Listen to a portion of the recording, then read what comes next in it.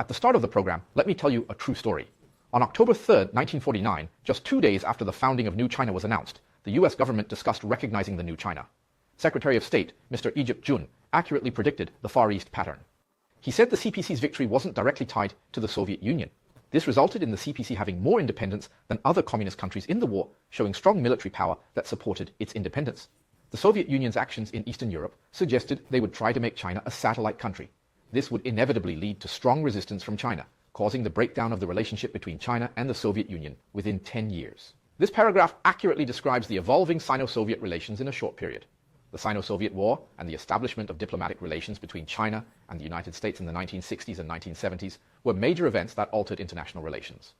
The initial memory of young viewers should be the well-known photo of Nixon and Zhou Dongli shaking hands in the history textbook, leading them to believe that Nixon's visit to China normalized Sino-US relations. But what you may not have noticed is that Nixon visited China in February 1972. However, it took 7 years, until January 1st, 1979, for China and the United States to officially announce the establishment of diplomatic relations. Why was the establishment of diplomatic relations delayed, and what did the two countries do during that time? No need to beat around the bush. The Taiwan issue during China-US diplomatic relations in the 1970s and the strategic games played by China, US, Soviet Union, and Vietnam are worth discussing. The US's actions in the Taiwan Straits and the importance of abiding by the 3 joint communiques should be considered. Let's delve into the details with the support of the China-Taiwan network.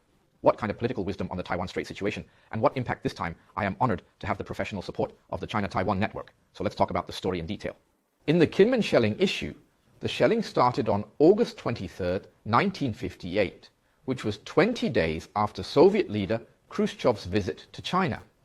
The Soviet Union and China issued a joint communique before the shelling, showing their agreement on major international issues. The United States perceived the shelling as the Soviet Union's involvement, which led to discussions about the Sino-Soviet relationship.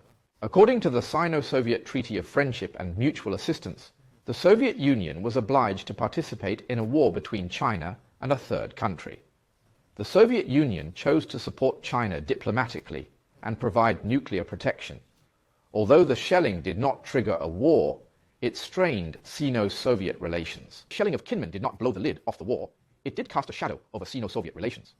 1 year later, when Khrushchev was attending the 10th anniversary celebrations of the National Day, he asked in person, "Did you shell Kinmen without saying hello to us? Is this in line with the principle of fraternity?" But in our view, the shelling of Kinmen is an internal affair of the US. The United States is not allowed to intervene in the affairs of the USSR, and the Soviet Union certainly can't dictate what should be done. During the shelling of Kinmen, the USSR aimed to counteract the US and Taiwan's naval and air superiority by sending Air Force and surface-to-air missile units to Fujian. Their deeper purpose was to control the coast of Fujian and incorporate Taiwan into the US-Soviet strategy to change the balance of power in the Far East. Chairman Mao declined to sell us surface-to-air missiles, so the Soviet Union could send someone to deliver them, which made Khrushchev unhappy. Before that, the long-wave radio and the combined fleet incident occurred in 1957, when the Soviet Union launched its first nuclear submarine. Khrushchev recognized the importance of a nuclear submarine due to China's extensive coastline. In the name of building a joint fleet, the line demanded that China allow the Soviet Navy to use Chinese ports without negotiation in an attempt to further control China militarily. Furthermore, the Sino-Indian border conflict started in 1959, after we informed the Soviet Union about India's invasion and expressed our desire to avoid conflict. However, the Soviet Union openly supported India and provided significant aid, repeatedly crossing China's boundaries on national sovereignty. These events ultimately deepened the divide between China and the Soviet Union. The Sino-Soviet conflict escalated from newspaper debates to border clashes until they met at Jumbo Island in 1969. The main cause was the Soviet Union's interference in China's sovereignty and development versus China's desire for independent growth. The national interest is more important than ideology. The Soviet Union built up large military forces near China, posing a threat. If war broke out, military region, Siberia, military region, and Central Asia, military region. Adjacent to China deployed more than 50 Shimai millions of troops. Then, in the event of war in the northeast, northwest, China on the vast plains in the north, China cannot withstand the flow. In the 1970s, the Soviet Union expanded with a strong military and nuclear weapons, similar to the US, and replicated pro-Soviet forces globally. The US involved in the Vietnam War and facing economic challenges, couldn't resist. This prompted the US to reconsider its relationship with China. The common enemy gave the two countries a basis for proximity. That's why, since the 1970s, China and the US have been sending out signals of détente. But the biggest obstacle between the two countries remains the issue of Taiwan. US-China ambassadorial talks converge in Poland in 1970. For the first time, the US acquiesced to the peaceful resolution of the Taiwan issue by the Chinese themselves, and China abandoned its previous position of not discussing any other issues until the Taiwan issue was resolved, breaking the 15-year impasse between the two sides on the issue. But after all, these are two countries that have been hostile for more than 20 years. To re-engage towards cooperation is not a one-day effort, and big countries are concerned about face, just like a long breakup of male and female friends want to get back together. The best way is to find a good relationship with both sides of the friend in the middle of the needle. Nowadays, textbooks describing this period of history should mention the legendary ping-pong diplomacy, where the small ball turned into a big ball, as if a chance sports exchange had pried open the door to normalization of relations between the United States and China. But this is just a small embellishment in the context of the larger history. Without similar chance encounters, there would have been soccer diplomacy and basketball diplomacy, but the real intermediary behind the message was Pakistan. Pakistan is unique in that it maintains friendly relations with both China and the United States. In particular, when the world abandoned Pakistan in the Second Indo-Pakistani War in 1965, China not only directly withdrew its active equipment to support, and a warning in the form of a last call to force a ceasefire on India. There is this layer of lifelong friendship, Pakistan active activities for the US, China communication matchmaking July 1971, assistant to the US President for National Security Affairs, Kissinger, during a visit to Pakistan, suddenly disappeared temporarily. 48 hours detour, direct flight to China and Zhou Dongli. Secret talks to discuss Nixon's visit to China matters. Then this is also the first time that the two high-ranking officials of the United States and China on the issue of Taiwan frontal talks began. Kissinger took out a large stack of thick information, and Zhou Dongli only took out a piece of paper jealous to talk about things. This is called to lift the weight of the issue of Taiwan.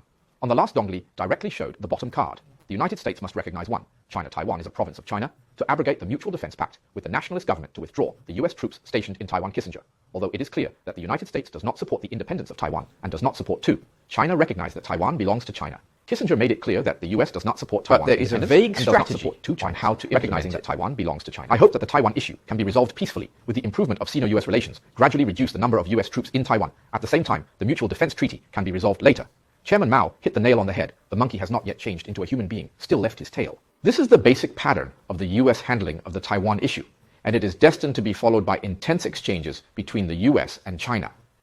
Kissinger's visit to China was just an initial contact to show the bottom line that the US does not support Taiwan's independence. But under this red line, negotiations on many substantive issues would have to wait for Nixon's visit to China half a year later, on February 21, 1972. Nixon's plane arrived in Beijing with Zhou Yongli leaving behind the famous photo mentioning that on both sides of the ping, two huge slogans declared, "Down with US imperialism and all its opponents. Oppressed peoples of the world united, unite. Our hands are shaking together. Our old friend Chiang Kai-shek is not too happy. He has a remarkable sense of humor. Although he has some difficulty in speaking, his mind is still as quick as lightning." This is Nixon's impression when he first met Chairman Mao, just like many big corporations. Nowadays, CEOs and chairmen meet to talk about the general direction of the big trend. The actual implementation of substantive matters is left to the specific business departments to negotiate and handle. While the two heads of state are having cordial talks, then the diplomats of China and the US are having heated exchanges over the drafting of the Sino-US joint communique, focusing on one sentence, one word, or even one word of the joint communique, which has been drafted by the US and China. Kissinger initially said nothing about Taiwan, but provided China with information on Soviet military deployment in order to play the Soviet card. In a roundabout way, China was told of the dilemma it faced in an attempt to get China to compromise on the draft communique as soon as possible. At this point, the US statement on Taiwan became that Taiwan was historically a Chinese territory, which was obviously a big trap. Otherwise, we could have said that the US was historically a part of the winning country. China did not concede the principle because of the urgency of the Soviet Union's threat. The representative of China, Mr. Qiao Guanhua, forcefully stated that if there was no agreement on this issue, there might not be two communiques and that it was not possible to reach an agreement. China's representative, Qiao Guanhua, was adamant that if there was no agreement on this issue, there might not be two communiques with nothing. After a difficult game, Kissinger went to great lengths to finally get the US to state on this critical issue that the US recognizes that all Chinese on both sides of the Taiwan Strait believe that there is only one China. Taiwan is part of China. The United States government does not contest this position. The United States reaffirms its interest in a peaceful resolution of the Taiwan question by the Chinese themselves. And with this prospect in mind, the United States recognizes the ultimate goal of withdrawing all US armed forces and military facilities from Taiwan. During this period, the United States will gradually reduce its armed forces and military installations on Taiwan as tensions in the region ease. Compare the stance of other countries on the issue of Taiwan that are bound to say dead, only one China. Taiwan is a province, only the United States is not the same. The US communique only recognizes Taiwan as a part of China, not a province, and doesn't specify who represents China, although it promises to withdraw its troops from Taiwan, but doesn't set a deadline. It also presupposes a de-escalation of the regional situation. That means the US has the right to decide what to do next based on developments. I just don't want to beat a dead horse. I just want to leave room for maneuver in any situation. Maintaining a flexible moral compass has always been a part of US diplomacy, and I think that's a good thing. Of course, major problems can only be solved step by first seeking to accommodate differences. The US and China are bound to engage in more heated exchanges around the resolution of these differences. Front, then here's a question for everyone. A general interview words. You think at that time who reacted the most violently? Then the Taiwan authorities are certainly, the degree of justice is self-evident because it was sold. There's another one. You think it's the Soviet Union? No, it's actually Vietnam. Because at this time, Vietnam was fighting a bloody war against the United States with the support of China and the Soviet Union, and millions of people died. So now you're getting close to my greatest enemy. Vietnam also feels that it has been sold out, although China still fully supports Vietnam's war against the United States. At that time, there were a small number of Vietnamese expatriates were in Shanghai. China took special security measures to avoid them from getting agitated and making trouble. Although we have made it clear to the US that we will continue to support the Vietnamese people in their fight against the US, and that we will not make principled deals with the Taiwan issue, we will continue. But the Senate had already formed then in their fight Geneva Conference in 1954. The Soviet Union and China together facilitated the partition of Vietnam into North and South, which has always been a source of resentment for Vietnam. The Soviet Union could not afford to be offended, so they took it out on China. Sino-Soviet rupture China, and the USSR approached the Soviet Union to pull down. Then this series of factors led to Vietnam becoming more and more hostile to China. But at the time, the world's attention was focused on Nixon's visit to China, and no one was paying attention to what was going on in Vietnam. Because this is really a super event that has a disruptive impact on the world situation, super big news. Everyone thought that China and the United States will soon be close in the form of diplomatic relations or even an alliance in the implementation of the. However, things soon changed again. The United States' attitude is suddenly less positive. What is going on? Please see the next episode.